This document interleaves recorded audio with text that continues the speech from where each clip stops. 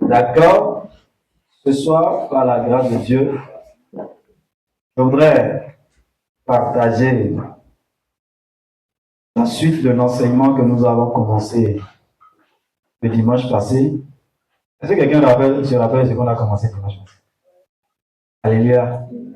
À part la secrétaire, elle doit se rappeler. Qui se rappelle de notre thème du dimanche passé?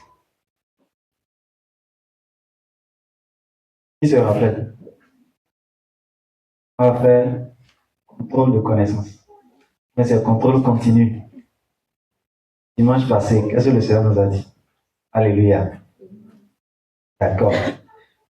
Avant d'aller dans mon thème, je voudrais bénir le Seigneur pour ce qu'il a fait pour nous hier. Qui a été béni hier? Lève-toi, meilleur. Aïe, aïe, aïe. Ceux qui ne sont pas là, le Seigneur a mis dans mon cœur, on va faire rattrapage. Ça sonnait dans mon cœur depuis hier et aujourd'hui. Même dans les annonces, j'ai mis une partie là, qu'on doit faire rattrapage pour certaines personnes.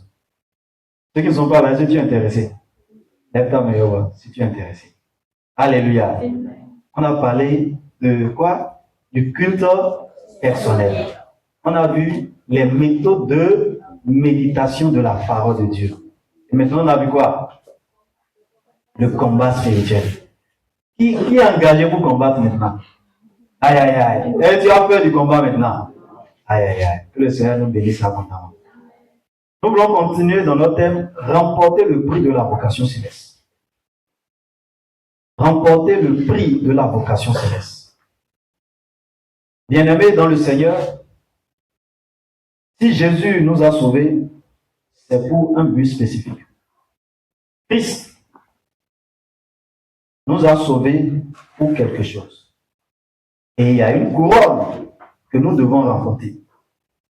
La vie chrétienne, c'est au-delà de la religion, comme je le dis. C'est un objectif que un chrétien poursuit. Si un chrétien ne parvient pas à ce niveau de comprendre que on poursuit un objectif dans cette marche chrétienne, il a perdu avant de commencer. S'il ne sait pas, en venant dans la présence de Dieu, Dieu est en train de l'équiper pour aller quelque part. Il est en train de perdre. Alléluia. Lorsque j'étais assis ici, une pensée a monté dans mon cœur. Si chacun de nous qui sommes ici, si en un an, Dieu peut nous faire, et vous tous vous allez disparaître, pour que j'ai de nouvelles personnes, je suis tellement content. Alléluia. Disparaître dans quel sens? Que je puisse apprendre.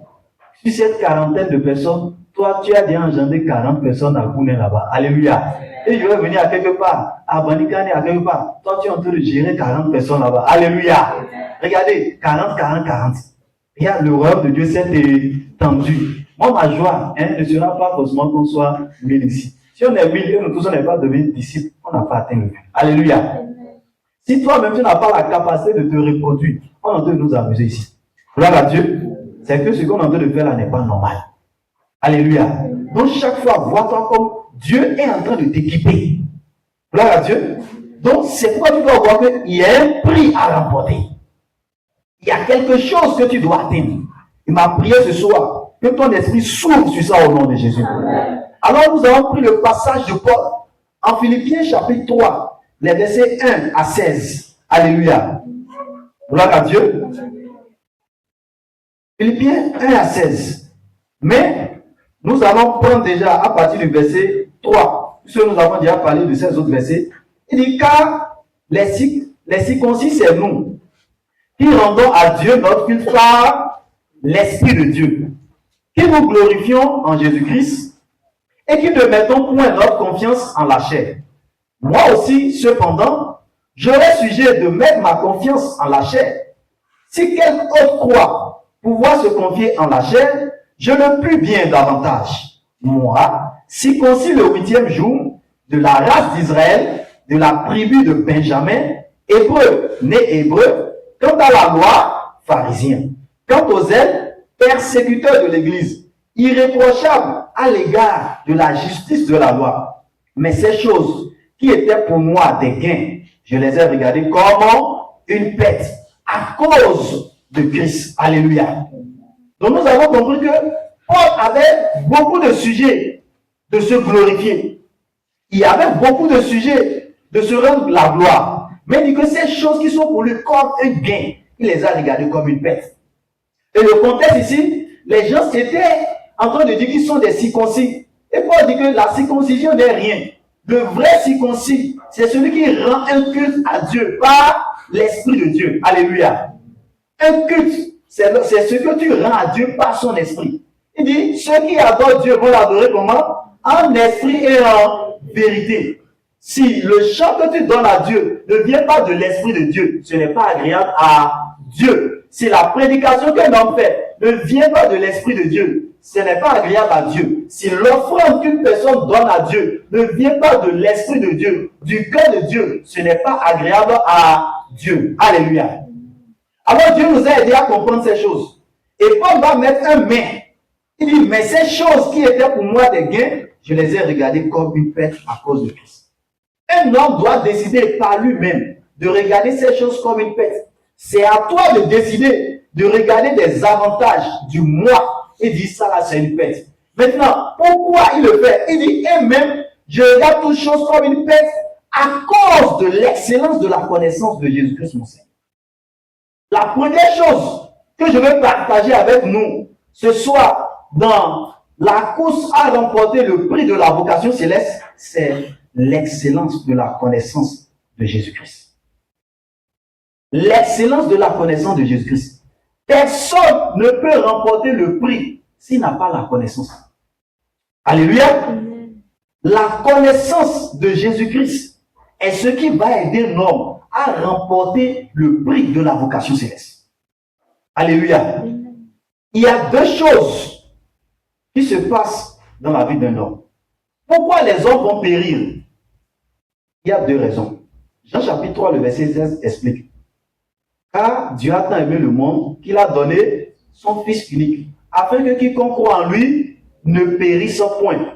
Donc, la première raison pour laquelle un homme ne va pas périr, c'est parce qu'il a fait quoi? Il a cru à celui qu'on a envoyé. Maintenant, quelle est l'autre raison pour laquelle l'homme va périr? Osée 4, le verset 6. Mon peuple périt parce qu'il lui manque la connaissance. Alléluia. Donc les hommes périssent pour ces deux raisons-là. Un, parce qu'ils n'ont pas cru en Jésus, ils vont périr. L'autre chose, il a cru en Jésus, mais il va périr parce qu'il lui manque la connaissance. Alléluia. Donc l'ignorance va te faire souffrir de ce que tu ne dois pas souffrir. Périr, c'est rentrer dans une perte. Alléluia. Donc si tu n'as pas la connaissance, tu seras en train de souffrir. Donc Paul commence à dire, j'ai regardé ça comme une perte à cause de l'excellence de la connaissance de Christ. Le chrétien doit chaque fois en train de chercher à connaître Jésus. Il doit grandir dans la connaissance. C'est pourquoi moi je ne conçois pas qu'un chrétien n'ait pas de Bible. Alléluia. Quelqu'un qui se dit appartenir à Jésus, un, doit avoir de Bible. Deux, il doit venir aux sciences avec sa Bible. Gloire à Dieu. Ta Bible doit être ton compagnon. Donc Paul dit, à cause de l'excellence de la connaissance de Christ, il décide de mettre certaines choses de côté. Cela voudra dire que la connaissance de Christ est plus importante que tout ce qu'il a. En Matthieu chapitre 13, la Bible nous donne une parabole. Il dit, le royaume des cieux est comme quelqu'un qui a vu un marchand qui était en train de chercher une perle. Et il a trouvé une perle de grand prix. Qu'est-ce qu'il a fait? La Bible dit qu'il est parti vendre tout ce qu'il a pour pouvoir acheter cette perle de grand prix. Donc, Paul ayant compris que la connaissance de Christ vaut mieux que toute chose, il dit, je décide de laisser tout. Je veux connaître Christ. La connaissance est très importante. Cette sagesse qui vient de Dieu est tellement importante. Il dit, mon fils, en proverbe, cherche la connaissance. Cherche ça comme on cherche de l'argent. La manière dont tu cours pour chercher l'argent, c'est comme ça également. Tu dois tout faire pour avoir la connaissance. Si jamais tu n'as pas la connaissance, tu vas périr. Alléluia. Tu vas souffrir des choses que Dieu n'a pas prévu que tu souffres. Et je me suis rendu compte que le grand défi de la chrétienté, c'est l'ignorance. Un homme ne peut pas faire ce qu'il ne connaît pas. Un homme agit en fonction de son niveau de connaissance. Alléluia. Et tant qu'un homme ne connaît pas quelque chose, il ne peut pas faire ça. Vous êtes d'accord avec moi? Donc, la connaissance est très importante. Je voudrais te demander, quelle est la place de la connaissance dans ta marche chrétienne? Comment tu vois la recherche de la connaissance? Est-ce une chose banale ou importante? Si quelqu'un n'a pas la connaissance, il va périr. Alors Paul, ayant compris ça, il dit, à cause de l'excellence de la connaissance de Christ. Ésaïe 53, le verset 11 dit, à cause du travail de son âme, il rassasiera ses regards. Par sa connaissance, mon serviteur juste justifiera beaucoup d'hommes. Alléluia. Et il se chargera de leurs iniquités. Remarquez comment le serviteur juste pourra justifier beaucoup d'hommes. Il dit par sa connaissance. Tu ne pourras pas impacter, tu ne pourras pas avoir d'influence sur quelqu'un si tu n'as pas de connaissance. Alléluia. Un aveugle ne peut pas conduire un aveugle. Tu ne peux pas surpasser ou bien être maître de quelqu'un dont ta connaissance est inférieure à lui. Alléluia. Gloire à Dieu. Si un enseignant n'a pas une connaissance supérieure à celui qui est sous lui, qu'est-ce qu'il va lui apprendre? Ça va devenir la moquerie. Alléluia. Gloire à Dieu. Il dit, par sa connaissance, mon serviteur justifiera. Donc la connaissance permet de justifier les autres. Gloire à Dieu. Par sa connaissance. Personne ne peut remporter le prix de la vocation céleste s'il ne parvient pas à certaines connaissances. Pourquoi? La connaissance va renouveler ta mentalité. La connaissance va changer ta manière de penser. Parce que, comme on le voyait hier, les forteresses sont aussi des pensées qui gouvernent la vie d'un homme. Et l'ignorance doit être confrontée par la vérité de l'évangile. Et je vous ai expliqué que la délivrance, ce n'est pas seulement lorsque tu tombes. La délivrance, c'est lorsque ton ignorance est confrontée par la lumière de la vérité. Alléluia. La délivrance, c'est lorsque l'ignorance qui est en toi, on apporte la lumière de Christ pour éclairer ça. Tu as été délivré. Gloire à Dieu. Par sa connaissance, mon serviteur juste justifiera beaucoup d'hommes. Alléluia. Je vois Dieu qui veut te confier beaucoup d'hommes. Je vois Dieu qui veut te confier beaucoup de projets. Je vois Dieu qui veut te confier beaucoup de choses. Mais quelle est ta connaissance de Jésus? Alléluia. Beaucoup veulent servir Jésus sans le connaître. Beaucoup chantent pour Jésus sans le connaître. Gloire à Dieu. Alors je veux te lancer ce défi. Va à la connaissance de celui en qui tu as cru. Alléluia. Va à la connaissance de celui en qui tu as cru. Tu dois te lancer des défis de lecture de la parole. Il dit remporter le prix de la vocation céleste. Certains ne connaissent pas quelle est la vocation céleste. Quelle est la tâche? Quel est l'appel du ciel à son endroit? J'étais à la maison et j'ai commencé par réfléchir. Et cette phrase est montée dans mon cœur. Chaque disciple de Jésus doit à un moment donné de sa vie se poser une question. Seigneur, quel est ton plan pour ma vie? Alléluia. Quel est ton projet pour ma vie? Sinon, qu'est-ce qui va se passer?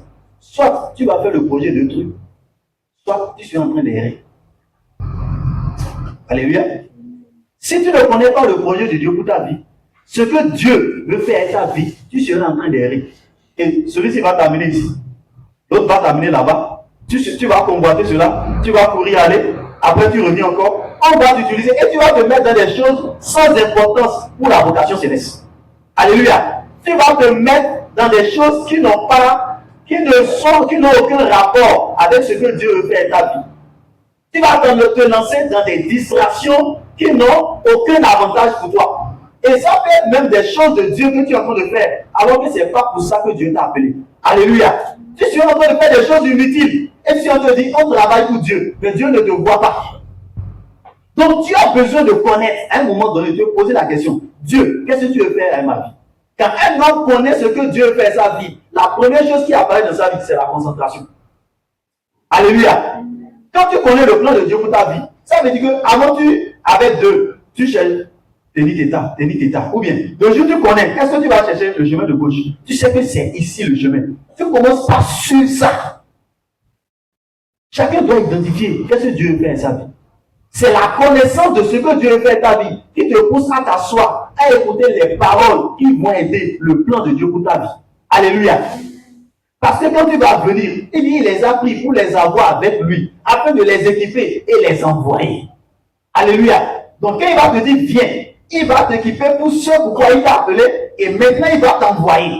Mais si tu es en train de te distraire, tu n'auras pas la connaissance nécessaire pour pouvoir faire ce pourquoi il t'a appelé.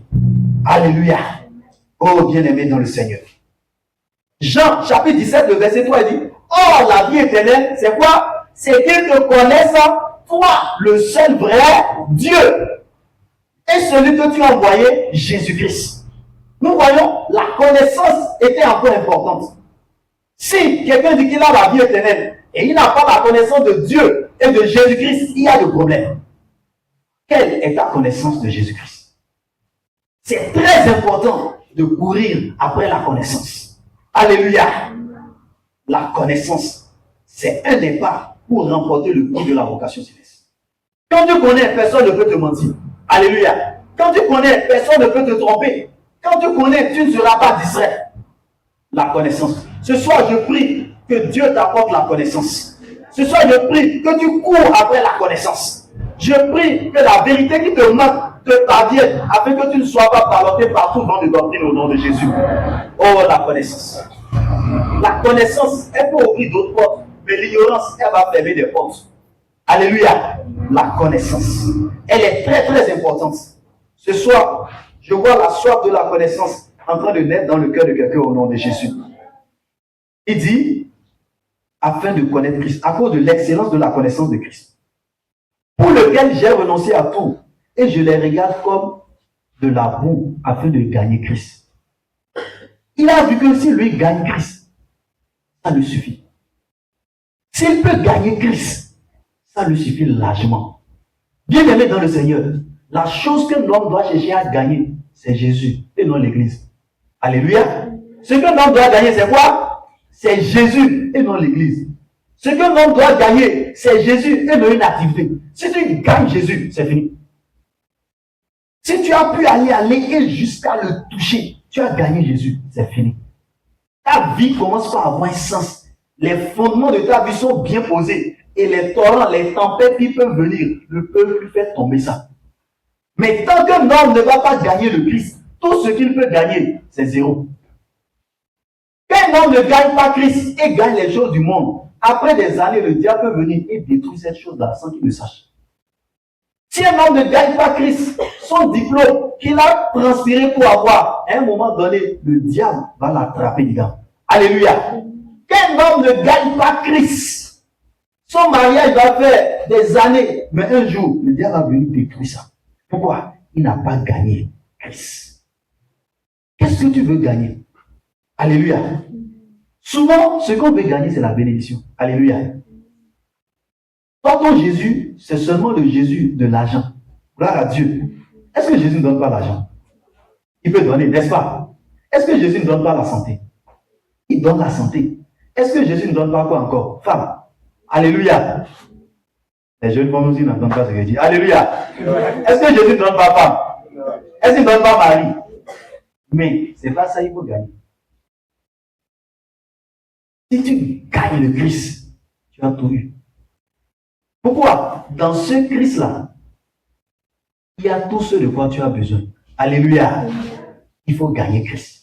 Il dit, afin de gagner Christ et Christ seul, c'est ce qui est important pour moi. Je veux gagner Christ. Je ne sais pas si tu es là comme moi. Si tu veux gagner Christ, dis, je veux gagner Christ. Je veux gagner Christ. Il va dire, et d'être trouvé en lui, non avec ma justice, celle qui vient de la loi, mais avec celle qui s'obtient par la foi en Christ. La justice qui vient de Dieu par la foi. L'autre chose qu'il faut faire, c'est comprendre le principe de la justice. Souvent, on ne comprend pas le principe de la justice. Il dit, et d'être trouvé en lui, non avec ma justice. Bien aimé dans le Seigneur, personne ne peut réussir la vie chrétienne s'il veut être trouvé en Jésus avec sa propre justice. Est-ce que je peux parler à quelqu'un? Ta propre justice ne peut pas te maintenir en Jésus. Beaucoup, ce qui les fait croire qu'ils sont en Jésus, c'est penser que leur justice est bonne. Alléluia. La propre justice, c'est tes propres efforts d'abord. Alléluia. On ne demeure pas en Jésus par ses propres efforts d'abord. Il dit, et d'être trouvé en lui. Non. Avec quoi? avec ma justice, ou bien celle qui s'obtient comment? Par la loi. La justice qui vient de la loi. Qu'est-ce que la loi dit? La loi dit que si tu fais ci, tu seras juste. Et c'est pour ça qu'on nous a dit, fais cela, tu vas obtenir ci. Va à l'église et ta vie va changer. Va ici, ta vie va changer. Prie, ta vie va changer. Fais ci, ta vie va changer. Ce n'est pas ça d'abord la base de la vie chrétienne. Gloire à Dieu. La base de la vie chrétienne, c'est que Dieu t'a donné d'abord sa justice. Et c'est ce que je dis là. Romains chapitre 1, les versets 16 à 17. Car je n'ai point honte de l'évangile, c'est une puissance de Dieu pour le salut de quiconque croit, du juif premièrement, puis du grec. Parce qu'en lui est révélée la justice de Dieu par la foi et pour la foi. La justice sur la base de laquelle on va vivre, c'est la justice de Dieu. Toutes les œuvres que tu vas commencer par pratiquer doivent trouver leur base sur la justice de Dieu. Alléluia. Ta sanctification doit se poser sur la sainteté que Dieu te donne. Beaucoup n'ont pas été rendus saints et veulent vivre dans la sanctification. C'est pourquoi il dit que la sanctification est difficile. Alléluia. Quand il va faire 3 mois et ça n'arrive pas, 2 mois, il dit non. Le problème est qu'une lumière n'est pas apparue dans son esprit. Alléluia. Tout ce que tu vas faire pour suivre Jésus, c'est par la foi en ce que Jésus a déjà fait pour toi. Est-ce que je parle à quelqu'un? On dit de vivre dans la sanctification, c'est vrai. Mais celui qui n'a pas reçu la puissance pour vivre dedans ne pourra pas vivre dedans. Alléluia. C'est là le sens de la nouvelle naissance. Dans la nouvelle naissance, Dieu te confère sa justice. Et cette justice que tu as obtenue, c'est ça qui te donne maintenant une autre manière de penser. C'est ça qui te donne maintenant la capacité de vivre comme Dieu veut. Il dit, il a donné le pouvoir de devenir enfant de Dieu. Donc celui qui veut remporter le prix de la vocation céleste, tout ce qu'il est en train de faire, c'est par la foi en la justice que Dieu lui a donnée. Alléluia. C'est pas par la foi tu peux croire que tu peux vivre sans te masturber. Alléluia. Donc le premier principe, c'est que tu as la foi. Et cette foi maintenant, le Saint-Esprit va t'enseigner qu'est-ce qu'il faut faire. Alléluia. C'est cette foi-là qui pousse le Saint-Esprit à te dire, coupe ton téléphone. Alléluia. Et ça qui te dit maintenant, ne va pas ici, ne va pas là. Il t'a déjà donné la force. Maintenant, tu obéis à l'instruction divine et tu vois que ces choses deviennent vraies en toi. Alléluia. Sinon, tu iras, tu dis, Seigneur, oui, moi je suis ci, moi je suis ça. Non, c'est d'abord la justice. Le rocher qui est là, c'est sur ça que tu te bases. Donc, personne ne pourra remporter le prix de la vocation céleste si tu ne le fais pas par la foi. Il dit justice par la foi et pour la foi. Alléluia. Je suis en train d'embrouiller. Alléluia. Il dit parce qu'en lui est révélée la justice de Dieu par la foi et pour la foi. Selon qu'il écrit, le juste vivra par la foi. Si tu es juste, le type de vie que Dieu attend de toi, c'est la vie de foi. Si tu ne crois pas, tu ne vas pas vivre des choses spirituelles. Gloire à Dieu. Tu dois croire. Un juste croit. Quand la Bible dit qu'on peut vivre comme ça, tu crois. Le problème de beaucoup de personnes qui n'arrivent pas à vivre comme Dieu veut, c'est parce qu'ils ne croient pas. Or, quand Dieu dit quelque chose, il dit, soyez saints comme je suis saint. Toi, tu dois croire que tu peux vivre dans la sainteté. Et tu vas voir que ces choses vont commencer par faire quoi? Se manifester en toi. Alléluia. Quand il dit soyez patient, le fruit de l'esprit, c'est la patience, la douceur, la tempérance. Si tu ne crois pas que tu peux vivre comme ça, tu ne vas pas vivre ça. Alléluia. Donc, aucune parole, aucune instruction de Jésus n'est assez dure pour quelqu'un qui croit. Si tu crois, il va le produire en toi. Si tu crois, le Saint-Esprit qui est au-dedans de toi va commencer par multiplier ça. Le Saint-Esprit qui est au-dedans de toi va commencer par t'enseigner la communion avec lui. Et cette communion-là, sans que tu ne le saches, va commencer par produire les choses. Produire les choses. Et tu ne vas pas savoir, à un moment donné, les choses dans ton cœur vont commencer par changer. Quiconque veut remporter le prix de la vocation céleste, c'est par la foi. Tu crois que tout ce que Jésus a dit est possible. Il dit tout est possible à celui qui croit. Bien aimé, au-delà de nos exercices, au-delà de nos pratiques, si on fait tout sans la foi en Jésus, en ce que Christ a mis en nous, on va échouer. Alléluia. Quand tu es en train de prier, si tu ne pries pas dans la foi au Fils de Dieu qui t'a aimé, tu es en train de mal prier. La base, c'est la foi. Gloire à Dieu. Par la foi, cette justice que Dieu a déjà mis en nous, il a mis sa vie en toi, mais c'est par la foi que cette vie va se manifester. Alléluia. Est-ce qu'il y a un homme et une femme de foi ici? C'est la foi qui te fait croire que ta destinée ne sera pas détruite. Alléluia. Parce que Dieu va te dire, je connais les projets que j'ai formés pour toi, des projets de paix et non de malheur. Si tu ne crois pas en ça, ça ne va pas arriver. Alléluia. Bien que Dieu ait déjà préparé le projet pour toi, si tu commences pas à courir par toi-même, il va te regarder. Pourquoi? Le projet va se réaliser par la foi en ses instructions. La foi vient de ce qu'on entend. Quelqu'un qui a la foi entend des choses de Dieu. Et cette personne obéit à l'instruction de Dieu. C'est comme ça qu'il pourra remporter les prix. Alléluia. Est-ce que tu es en train d'avoir la foi? Beaucoup n'ont pas la foi. Et dit par la foi, vous allez guérir les malades. C'est la foi qui va faire ça d'abord. Ce n'est pas par ta puissance, c'est par la foi. Alléluia. Gloire à Dieu. Il dit, et d'être trouvé en lui, non avec ma justice, celle qui vient de la loi. On lui a appris beaucoup de lois. Alléluia. Et il se gonflait. Par exemple, la justice qui vient de la loi, on dit qu'il faut travailler pour Dieu. Alléluia. C'est en travaillant pour Dieu que Dieu va t'accepter. Le premier principe pour être accepté de Dieu, ce n'est pas en travaillant pour lui. Quelqu'un est d'accord avec moi? Ce n'est pas lorsque tu chantes dans la chorale que Dieu t'accepte d'abord. Alléluia. Quelqu'un est d'accord avec moi? Ce n'est pas lorsque tu es moniteur que Dieu t'accepte d'abord. Le loi qui ne te connaît pas d'abord. Gloire à Dieu. Si Dieu ne te connaît pas, comment tu peux travailler pour lui? Alléluia. Il y a une entreprise à quelque part. Il dit, Dieu travaille pour eux. Alors que le propriétaire de l'entreprise lui-même, il ne te connaît pas. Alléluia.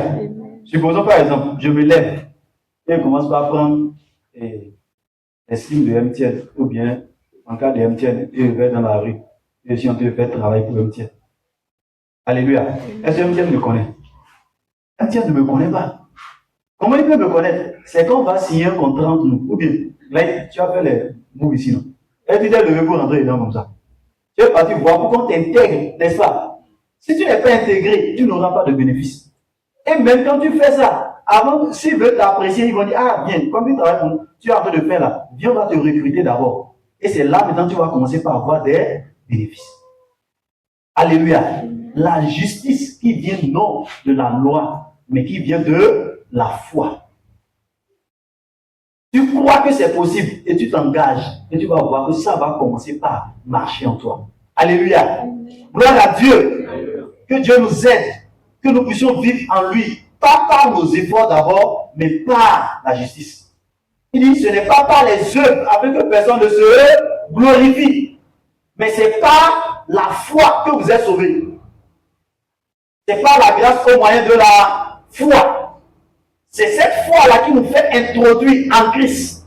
Et maintenant, puisque nous sommes en Christ, nous allons maintenant grandir et remporter le prix. Alléluia. Quelqu'un entend dessus? 2 Pierre chapitre 1, les versets 3 et 4. Comme sa divine puissance nous a donné tout ce qui contribue à la vie et à la piété au moyen de la connaissance de celui qui nous a appelés par sa propre gloire et par sa vertu, lesquels nous assurent de sa part les plus grandes et les plus précieuses promesses, afin que par elles vous deveniez participants de la nature divine, en fuyant la corruption qui existe dans le monde par sa convoitise. On commence par vous expliquer, bien plutôt, commence par vous expliquer que la divine puissance de Dieu nous a donné tout ce qui contribue à la vie et à la piété. Donc, pour vivre comme Dieu veut et être pieux, la divine puissance t'a déjà tout donné. Gloire à Dieu. Donc, c'est sa divine puissance qui confère aux hommes la capacité de vivre comme il veut. La piété n'est pas possible sans la puissance divine. Alléluia. c'est une puissance divine qui aide l'homme à vivre dans la piété. Il dit, sa divine puissance nous a donné tout ce qui contribue à la vie et à la piété. Et je vois encore ce que nous avons dit au début dans ce verset. Au moyen de la connaissance de celui qui nous a appelés par sa propre gloire. Donc c'est toujours au moyen de la connaissance que la divine puissance communique à notre esprit comment vivre dans la vie, avoir la vie et vivre dans la piété. La connaissance. Il dit comment? Lesquels nous assurent de sa part les plus grandes et les plus précieuses promesses.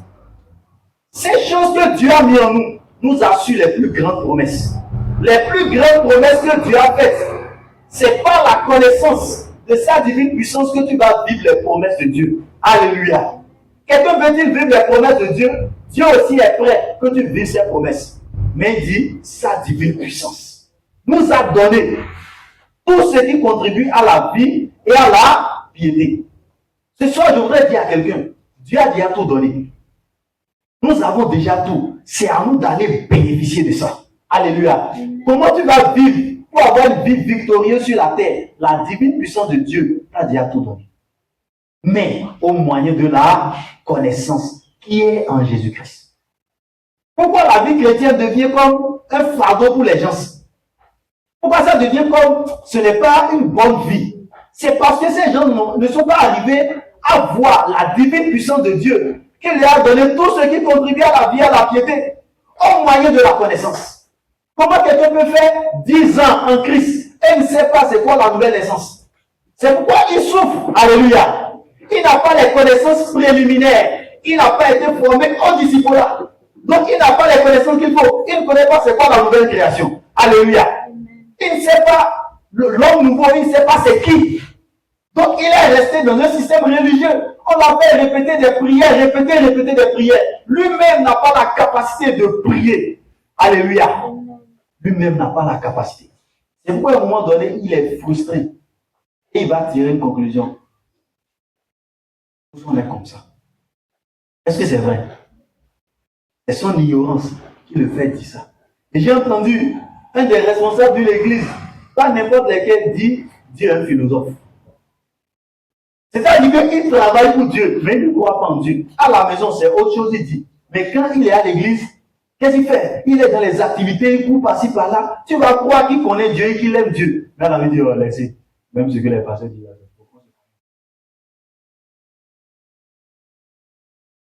Alléluia. Et c'est la raison ou bien n'a pas raison?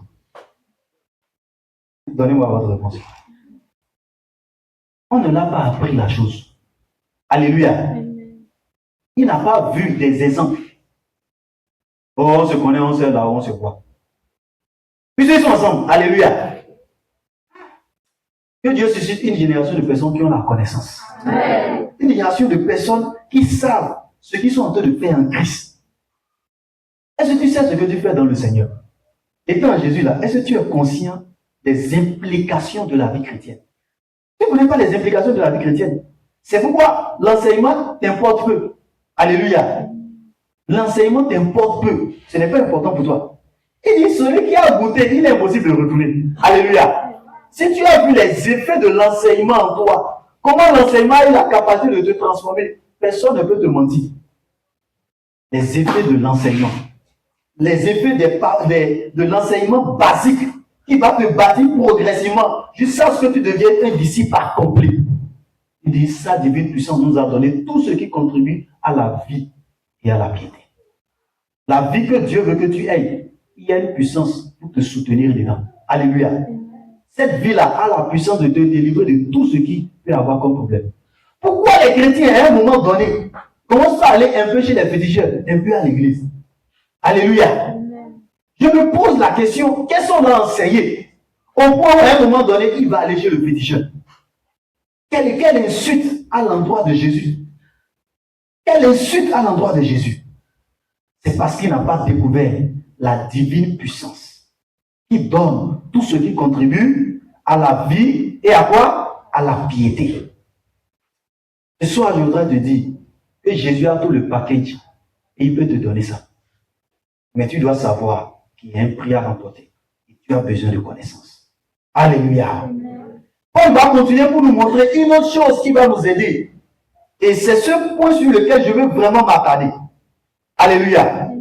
Il dit, afin de connaître Christ, je suis au verset 12, et la puissance de sa résurrection. Oui, que Paul répète trop la connaissance de Christ. Il dit, et la puissance de sa résurrection. Nous avons vu ici la puissance de sa résurrection. Le point sur lequel je veux m'attarder est la communion de ses souffrances. En devenant conforme à lui dans sa mort, la communion de ses souffrances. Quiconque veut remporter le prix de la vocation céleste doit s'armer d'une pensée, la pensée de souffrir. Alléluia. Amen. Je vais vous expliquer cette souffrance-là. Il y a une souffrance dans le Seigneur, mais cette souffrance est le carburant qui nous aide à aller loin pour remporter le prix. Alléluia. Amen. Et cette souffrance, celui qui échappe à ça ne va jamais remporter le prix de Christ. Et c'est le principe de disqualification. Le principe par lequel Dieu va disqualifier les gens, c'est à ce niveau-là. Beaucoup aiment le Jésus qui va leur donner des révélations, mais beaucoup n'aiment pas le Jésus de la souffrance. Alléluia. Amen. Et regardez ce que Paul va commencer par dire. En Romains chapitre 8, le verset 17. Or, si nous sommes enfants, nous sommes aussi héritiers. Héritiers de Dieu et co-héritiers de Christ. Si toutefois, nous souffrons avec lui, afin d'être glorifiés avec lui. Si nous sommes des enfants, nous sommes aussi héritiers. Si tu dis que tu es enfant de Dieu, la Bible dit que tu es encore héritier. Du moment où tu es enfant, tu es quoi? Héritier. Je t'informe que tu es héritier. L'héritage de Christ s'appartient. Et il va renchérir ça en disant, nous sommes aussi héritiers. Héritiers de Dieu et co-héritiers avec Christ. Tu es héritier de Dieu et co-héritier avec Christ. Ça veut dire quoi? Tout ce qui Christ peut hériter, toi-même tu as le droit d'hériter ça. Alléluia. Amen. Est-ce que quelqu'un doit voir sa position en Christ? Ça la part du positionnement avec Christ. Tout ce qui est la promesse de Dieu pour Jésus, cette même promesse t'appartient. C'est-à-dire que Dieu n'aime pas Jésus plus que toi. Alléluia. Amen. La même manière que Dieu a aimé Jésus, c'est comme ça il t'aime. Il dit, je t'aime d'un amour éternel. Tu ne m'as pas oublié. Tu ne m'as pas oublié. Tu m'aimes encore. Tu ne m'as pas délaissé. Tu m'aimes encore. Tu ne m'as pas délaissé. Tu m'aimes encore. La même manière qu'il aime Jésus, c'est comme ça il t'aime. Pourquoi? Parce que tu es devenu enfant. Alléluia. Donc à chaque fois que tu vois dans la Bible en méditant l'amour que Dieu a eu pour Jésus, sache que c'est le même amour qu'il a pour toi. Indépendamment de ton passé, Dieu t'aime. Alléluia. Amen. Indépendamment de tes erreurs, Dieu t'aime. Il dit, je l'aime. Pour l'amour de Sion, je ne me tairai point. Dieu continue de t'enseigner parce qu'il t'aime. Il continue de te réprimander parce qu'il t'aime. Les situations de la vie peuvent te pousser à dire, pourquoi moi je suis comme ça? Dieu ne m'aime pas. Non. Il dit, si nous sommes enfants, nous sommes aussi héritiers. L'héritage de Christ s'appartient. Il t'aime d'un amour éternel. Les gens s'y m'aiment tant mieux. Et même pas tant pis pour eux. Le plus important qui fait mon bonheur, c'est l'amour de Dieu pour moi. Alléluia. Amen. Que les gens t'aiment ou qu'ils ne t'aiment pas, tant pis, tant mieux. Le plus important, c'est l'amour de Dieu pour toi. Un homme devient fort lorsqu'il découvre l'amour de Dieu pour lui. Alléluia. Amen. Quand tu découvres cet amour qui ne dépend pas de ta force, mais qui dit je t'aime comme tu es, c'est fini. Quel que soit ton passé, tu peux avoir été une prostituée. Alléluia. Amen. Tu peux avoir été un bagarreur, quel que soit ce que tu as été. Il dit, il t'aime. L'amour de Dieu, c'est un remède. Alléluia. L'amour est un remède. L'amour, ça guérit tout. Il n'y a pas celui que l'amour ne peut pas guérir. Quelqu'un est d'accord avec moi? L'amour a une capacité que jusqu'à maintenant, on n'a pas pu expliquer ça. Elle peut guérir toute personne. Elle peut guérir une maladie physique, émotionnelle et spirituelle. Donc Jésus t'aime. Alléluia. Et puisqu'il t'aime, son héritage t'appartient. Il dit, tout ce que le Père m'a donné, moi aussi, il avait fait quoi? Je vous donne ça. Il n'a rien gagné pour lui-même. Maintenant, il dit, puisque nous sommes des héritiers, Paul explique, nous sommes héritiers, co-héritiers, si toutefois nous souffrons avec lui. Tu es co-héritier si tu acceptes souffrir avec Jésus-Christ. Alléluia. Il y a la souffrance des saints. Il y a une souffrance qu'on appelle la souffrance du chrétien. La souffrance d'appartenir à Christ. Tu dois subir cette souffrance-là. Et c'est une bonne souffrance. C'est la souffrance pour la cause de l'héritage céleste. Parce que sur le chemin, Satan ne veut pas que tu hérites cette vocation, le prix de cette vocation. Alléluia. Alors il va te soumettre à certaines choses. Et le seul moyen par lequel tu peux échapper à ça, c'est accepter la souffrance. Alléluia. Amen.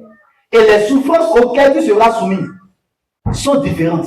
Chacun de nous, il y a une souffrance à laquelle on doit être soumis. Alléluia. Amen. Si tu n'acceptes pas de te soumettre à la souffrance qu'il te faut pour remporter le prix, tu ne vas pas remporter le prix. Gloire à Dieu. Que Dieu t'aide à identifier la souffrance qui est à toi. Et que tu supportes ça. C'est pour un temps. Il dit, si toutefois nous souffrons avec lui, afin d'être glorifiés avec lui. La conséquence de la souffrance avec lui, c'est quoi? C'est être glorifié avec lui. Alléluia. Si tu refuses de souffrir avec lui, tu ne seras pas glorifié avec lui. Ceux qui refusent de souffrir avec lui ne seront pas glorifiés. Mieux vaut accepter la souffrance attachée au fait d'appartenir à Christ. Appartenir à Christ a une souffrance. Il y a la souffrance de la moquerie. Alléluia. Il y a la souffrance de l'incompréhension. Il y a la souffrance du rejet. Tu vas subir ça. Parce que quand tu acceptes Christ, tu deviens l'ennemi du monde. Et on a dit ici, l'homme a combien d'ennemis? 3 ennemis. Le premier ennemi, c'est quoi? Le monde, n'est-ce pas? Satan et ses anges, on a le monde, et le dernier ennemi, c'est la chair. Ce sont les 3 ennemis de l'homme. Du moment où tu acceptes Christ, tu déclares une guerre contre ces 3 ennemis-là. Donc, ils vont te soumettre à une souffrance que tu dois accepter. La souffrance du rejet. Et Paul, pour voir à quel point Paul a mis ça dans sa tête, et Paul vivait comme ça. En 2 Timothée 2, les versets 3 et 8 à 12, il enseigne son fils spirituel Timothée et lui dit, souffre avec moi comme un bon soldat de Jésus-Christ. Ça veut dire quoi? Que quand on accepte Jésus, on est entré dans l'armée de Christ. Au fait, Christ est en train de recruter des soldats pour aller en guerre. Il y a une bataille qui nous attend. Alléluia. Et ayant compris ça, tu deviens un soldat. Bien aimé, là où tu es, Dieu veut que tu sois un soldat. Dieu ne veut pas que tu sois un civil. Alléluia. Amen. Où sont les soldats de Jésus? Tu dois comprendre que tu es soldat. Et un soldat accepte la souffrance de la formation. Il dit, souffre avec moi, comme comment un bon soldat de Jésus-Christ. Un soldat de Jésus-Christ, il souffre. Il supporte les souffrances contre le monde. Le soldat, c'est un bagnéron. Où étaient ceux qui vont en formation militaire ou bien policier là? Quand ils sortent, on les applaudit. On ne les applaudit pas à cause du béret qu'ils ont porté. On ne les applaudit pas à cause du costume. On les applaudit parce qu'ils ont subi des souffrances. Alléluia. Ils ont subi des souffrances. Ah, j'ai vu des vidéos de ce qu'ils font. J'ai un frère là, il est policier maintenant. Il venait à notre rencontre, il est policier. Elle a quitté la formation, elle est venue. Il me montrait ce qu'on les fait subir. Et c'est dangereux. J'ai commencé par les comprendre. Quand ils se nervent contre les civils là, je vois la souffrance qu'on leur fait subir. On te fait passer par des étapes où la peur disparaît de toi. Alléluia. La peur du fusil disparaît de toi. Vous êtes couché et derrière toi, comme ça, on commence par tirer les fusils. Bah, bah, bah. Et tu entends le bruit. Donc, au point où tu vas entendre ça jusqu'à ce que la peur des bruits des armes vont disparaître en toi. Et bien sûr, là, tu vas porter des charges en train de courir. Tu vas faire beaucoup de choses. Et quand tu sors, tu sais que ça là. Et si Dieu, ou du moins les hommes, font subir toutes ces choses aux gens, qu'en sera-t-il de nous? Alléluia. Il dit, comme un bon soldat de Jésus-Christ, souffre avec moi. Accepte la souffrance qui est attachée au fait d'appartenir à Christ. Je voudrais vous dire la vérité. La vie chrétienne, il y a la souffrance dedans. Alléluia. C'est clair et c'est limpide. Que tu le veuilles ou pas, tant que tu veux remporter le prix, tu vas passer par la souffrance. Et la souffrance, c'est un test. Alléluia. Et peu réussissent à ça. C'est là où je veux en venir. Peu réussissent, mais elle est vraie, elle est indéniable. Paul dit, moi je suis en train de souffrir. Et il informe Timothée, qui a commencé le ministère. Il dit, Timothée, souffre avec moi. Comme un bon soldat de Jésus-Christ. Au verset 8, il dit, souviens-toi de Jésus-Christ, issu de la postérité de David, ressuscité des morts, selon mon évangile, pour lequel je souffre jusqu'à être lié comme un malfaiteur. Paul, il a souffert jusqu'au point où on l'a lié comme un malfaiteur. Qu'est-ce qu'il a fait? Mais le problème, c'est que même Jésus lui-même, on l'a mis au rang des brigands. Donc, quiconque veut s'identifier à Jésus va prendre sa part de souffrance avec lui. Alléluia. Et on l'a traité comme brigand. Paul, on l'a traité comme un malfaiteur. Il dit, pour lequel je suis lié, mais la parole de Dieu n'est pas liée. Alléluia. La parole de Dieu n'est pas liée. Mais si on te lit, la parole de Dieu va s'accomplir dans ta vie. Quelqu'un me suit là. Il dit, même si je suis lié, la parole de Dieu n'est pas liée. C'est pourquoi je supporte tout à cause des élus. Il y a des choses que tu dois supporter à cause des élus. Alléluia. On dit que ta connaissance, par la connaissance, le juste justifiera beaucoup d'hommes. Donc, par la souffrance, beaucoup d'élus vont voir la lumière. Il dit, avec eux aussi, obtiennent le salut qui est en Jésus-Christ avec la gloire éternelle. Cette parole est certaine. Si nous sommes morts avec lui, nous vivons aussi avec lui. Si nous persévérons, nous régnerons aussi avec lui. Paul nous appelle à la persévérance pour remporter le prix de la vocation céleste. Tu dois persévérer dans ta foi. Même si tu pries et tu ne vois pas l'accomplissement des promesses, qu'est-ce qu'il faut faire? Il faut persévérer. Alléluia. La persévérance est importante pour le chrétien. Tu persévères dans l'enseignement. La Bible dit, il persévérait dans l'enseignement des apôtres, dans les communions fraternelles, dans la prière. Il persévérait. La persévérance est le partage du chrétien. Persévérer, c'est avancer malgré les difficultés. Alléluia. S'il n'y a pas de difficulté, on va dire avance. Mais quand il y a des difficultés, on dit persévère. La persévérance te permet de remporter le prix de la vocation céleste. Tu dois être en train de persévérer. C'est pourquoi ce n'est pas pour les bébés émotionnels. Alléluia. Ceux qui sont trop émotionnels ne peuvent pas remporter le prix. Parce que Satan, il n'est pas émotionnel. Alléluia. Il va te faire des coups bas et des coups hauts. Il dit, si nous persévérons avec lui, nous régnerons aussi avec lui. Si nous le régnons, lui aussi nous régnera. Que nous n'arrivons pas à ce point au nom de Jésus. Qu'est-ce qui va pousser les gens à régner Jésus? C'est parce que la souffrance, à un moment donné, va paraître comme trop. Alléluia. La promesse va paraître tardée. L'accomplissement va paraître comme si Dieu est en retard. Il dit, si nous le régnons. Comment régner Jésus? Tu as suivi Jésus jusqu'à un point, mais arrivé à une décision de ta vie, tu dis non, moi je vais faire autrement. Tu l'as régné. Il va te régner. Et beaucoup m'ont dit, elle était dans la foi, il était dans la foi, mais qu'est-ce qui est arrivé à un point capital de sa vie? Elle a régné Jésus. Elle a refusé d'obéir à l'instruction du maître par rapport à ce domaine de sa vie. Il dit, si nous le régnons, lui aussi va nous régner. Ah, cette phrase me fait peur. Paul n'est pas en train de parler à un incroyant. Il parle à son fils Timothée. À Timothée qui est devenu pasteur. Alléluia. Et c'est à Timothée qu'il adresse cette lettre. Il dit, si tu le régnes, il va nous régner. Donc on n'a plus le choix. On doit persévérer. Si on retourne, c'est nous qui perdons. Je vois Paul dire, j'ai tout laissé. Je suis en train d'avancer. Si je n'arrive pas, je ne peux plus retourner. Parce que ceux qu'il a laissés sont en train de le persécuter déjà. Ah, bien aimé dans le Seigneur. Regarde jusqu'où tu es arrivé avec le Seigneur. Et regarde les gens que tu as abandonnés. Si un jour, tu dis je ne veux plus avancer, et tu regardes en arrière, tu peux imaginer les moqueries. Tu peux imaginer ce qu'on va dire. Oh, on n'a pas dit ça.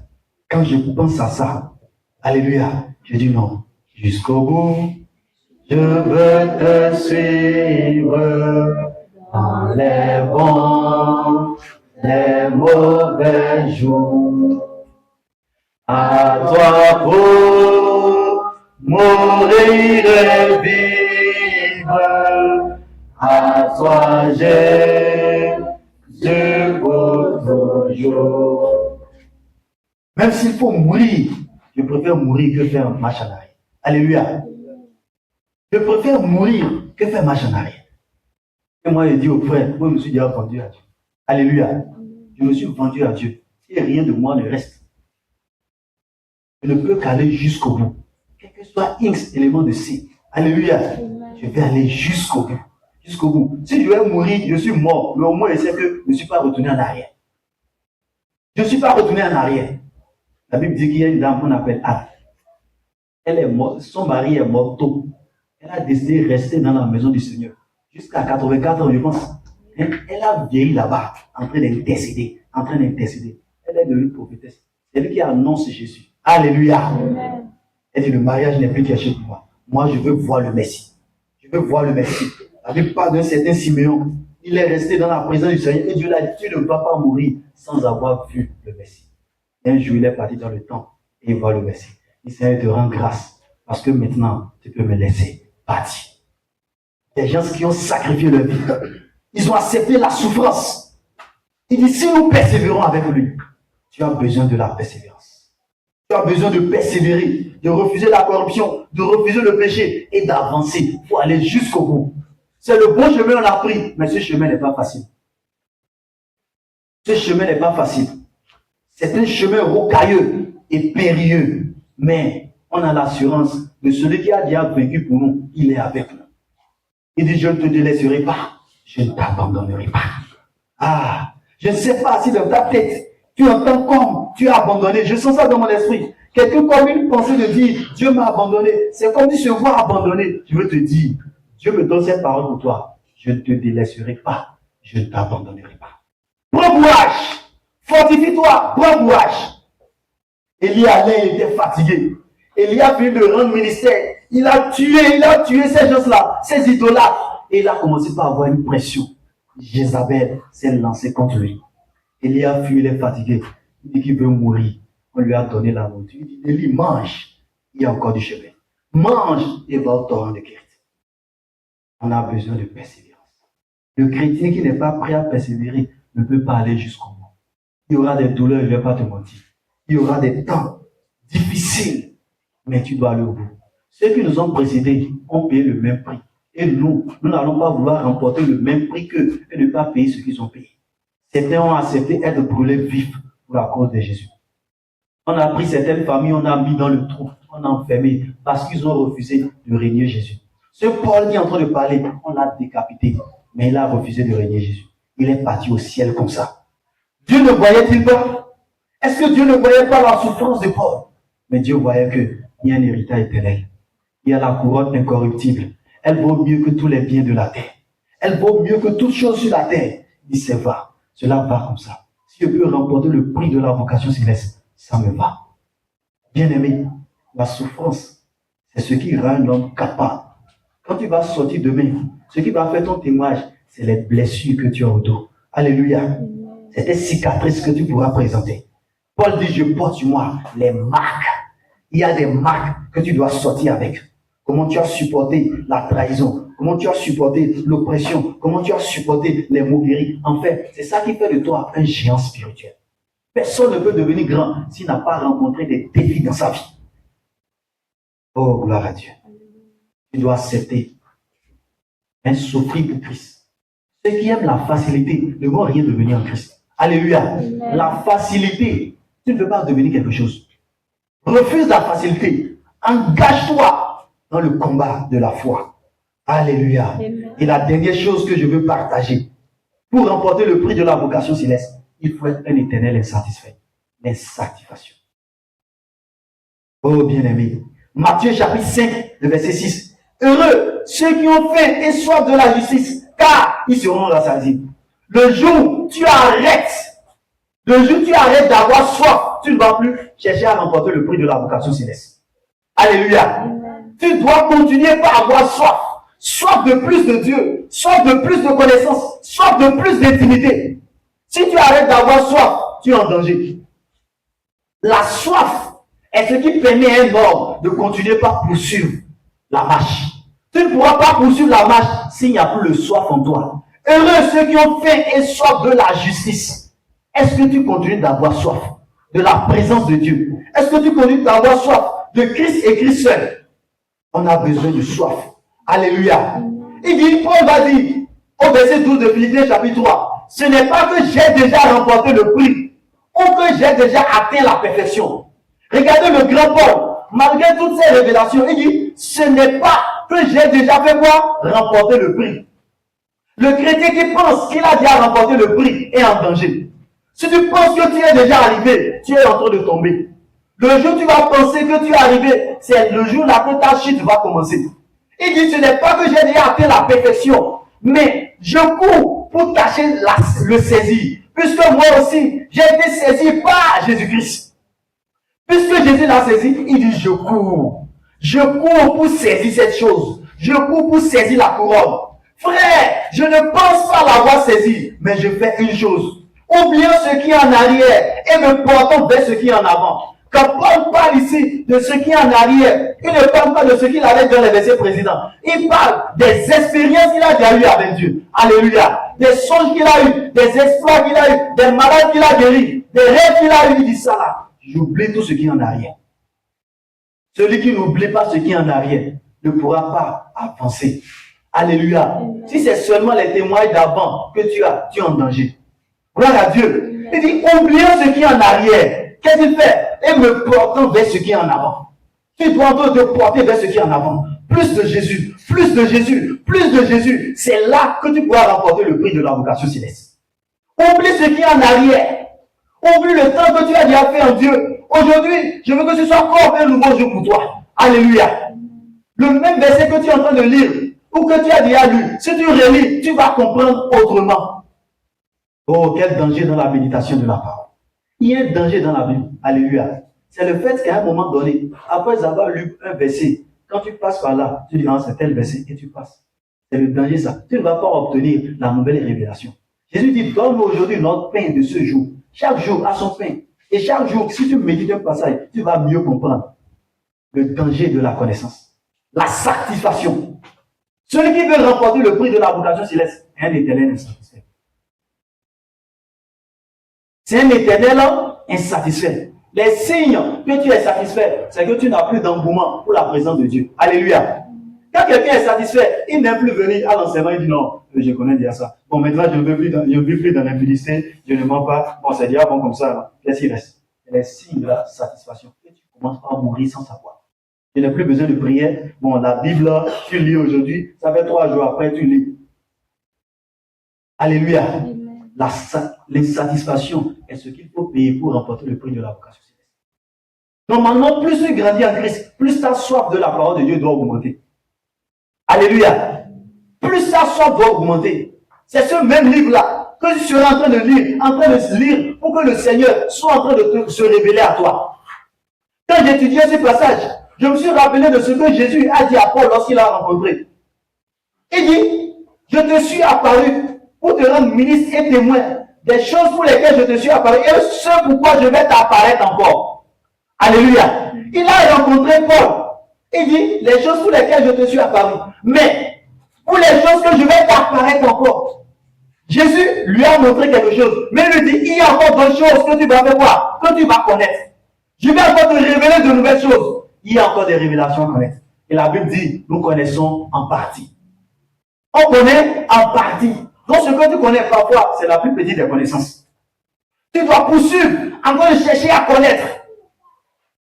Il dit, frère, je ne pense pas l'avoir saisi, mais je fais une chose. Oublie ce qui est en arrière. Ce soir, je veux te dire, oublie ce qui est en arrière. Oublie tes espoirs. Oublie ta connaissance de Jésus. Et projette-toi vers l'avant. C'est comme ça que tu pourras remporter. Et Paul va continuer à dire, je cours vers le but. Je cours, je ne marche pas. Il sent l'urgence d'aller. Je cours vers le but pour remporter le prix de la vocation céleste. C'est là que notre thème a été tiré. Il dit, je cours vers le but. Il avait un but. Celui qui n'a pas de vision vit dans le désordre. Paul avait un but à atteindre. Ce soir, quel est le but que tu vas atteindre? Quel est le but que tu veux atteindre? En fonction du but, tu vas courir. C'est quoi le regard de celui qui est à côté de toi? Vos visions sont différentes. Chacun court en fonction de la vision qu'il a. Chacun obéit à Dieu en fonction de ce qu'il poursuit. Quand tu vois les gens dans la religion, ils ne veulent rien faire pour chercher Dieu. Et toi, tu as compris quelque chose, et tu fais comme eux, ils vont te ralentir. Alléluia. Amen. Ils vont te ralentir. Les associations qui te poussent à ne plus aimer Dieu, à ne plus aimer plus Dieu, il faut te séparer de ça. Alléluia. Amen. Une association qui ne t'aide pas à grandir avec le Seigneur, ça va te tuer. Parce que dans le Seigneur, on ne reste pas au même niveau. Soit tu montes, soit tu descends. Et quand entend ce que je te dis, on ne monte pas, ou bien on ne reste pas au même niveau. Tu vas descendre. Oui, c'est terre qui est là. On marche dessus. Le jour où on arrête de marcher, les herbes vont encore pousser. Quelqu'un est d'accord avec moi? Les herbes vont repousser. C'est là, après un moment donné, tu vas commencer par voir que ton langage va commencer par changer. Alléluia. Toi qui croyais en quelque chose, tout enseignement qu'on dit, si tu crois, quand tu ne grandis plus, tu vas commencer à un moment donné, commencer par contredire l'enseignement. Alléluia. Pourquoi? Un a commencé par te contaminer. Quelqu'un a commencé par te contaminer. Parce que tu as plus aimé la compagnie de ces personnes, des incroyants, des religieux, que la compagnie de ceux qui cherchent Christ. Ton intimité baisse. Il dit, je cours vers le but. Alléluia. Pour remporter le prix de la vocation céleste en Jésus-Christ. Et il va dire quelque chose. Nous tous donc qui sommes parfaits, ayons cette même pensée. Qui sont les parfaits? C'est ceux qui ont accepté Jésus-Christ. Ce sont eux que Paul appelle les parfaits. Les parfaits sont dans le processus de la perfection. Ici, parfait, c'est un titre, c'est un nom qu'on les donne à cause de Jésus qu'ils ont reçu. Alléluia. C'est quoi en Christ on dit on est parfait? Pas d'abord à cause des œuvres, mais parce que Christ nous a donné sa perfection. Nous sommes saints, pas à cause des œuvres d'abord, mais parce que Christ nous a transféré sa sainteté. Et ça choque des gens quand tu dis que tu es un saint. Oh, tu es qui, tu es qui? Alléluia. Je parle parce que Christ m'a donné sa sainteté. C'est grâce à cette sainteté que je marche dans la sanctification. Alléluia. Il dit, nous tous donc qui sommes parfaits. L'heure est passée, j'ai beaucoup de versets à partager, mais je m'arrête ici. Nous tous donc qui sommes parfaits. Si tu es parfait ici, si tu as reçu Jésus, il dit, ayons cette même pensée. Ayons cette même pensée. Désormais, tu dois avoir cette pensée-là. La pensée de courir vers le but. La pensée de la souffrance. La pensée de l'insatisfaction. La pensée de l'excellence de la connaissance. Si tu as ça,